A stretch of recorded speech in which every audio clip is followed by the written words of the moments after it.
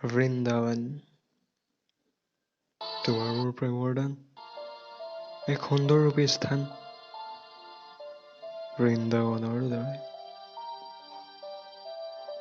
বৃন্দাবনৰ ঐচিক্য শক্তিৰ দৰে শ্ৰীকৃষ্ণৰ বৃন্দাবনত যিদৰে শ্ৰীকৃষ্ণৰ প্ৰেম ৰাধে ৰাধে তুমি থাকা সেইদৰে মোৰ হৃদয়ৰ বৃন্দাবনৰ কোহে কোহে আকৌ যিদৰে শ্ৰীকৃষ্ণৰ নিজৰ বৃন্দাবনত গোপীহঁতৰ লগত মিলিত হৈ কৰে নানান লীলা খেলা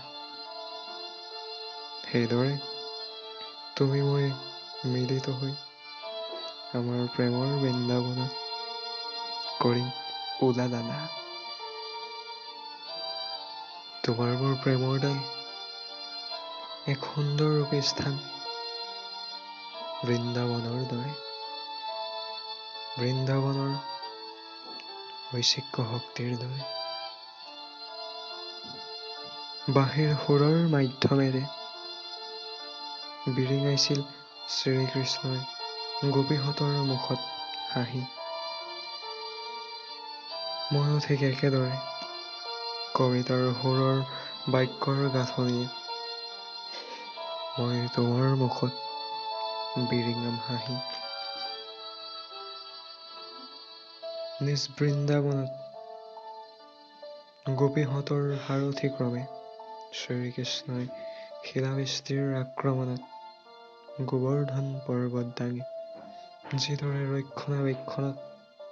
নিজ বীৰত্বৰ পৰিচয় দি গোবিন্দ নামেৰে অভিহিত হৈছিল সেইদৰে আমাৰ প্ৰেমৰ বৃন্দাবনত তোমাৰ সাৰথি ক্ৰমে শিলাবৃষ্টিৰ লগত যুঁজ দি মোৰ তোমাৰ প্ৰতি থকা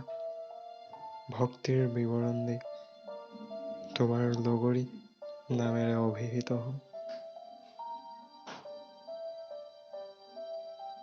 মৰমতে আৰু এটা কথা কওঁ শুনা কৰি লোৱা না এই বলিয়াক তোমাৰ কৃষ্ণ কলিয়া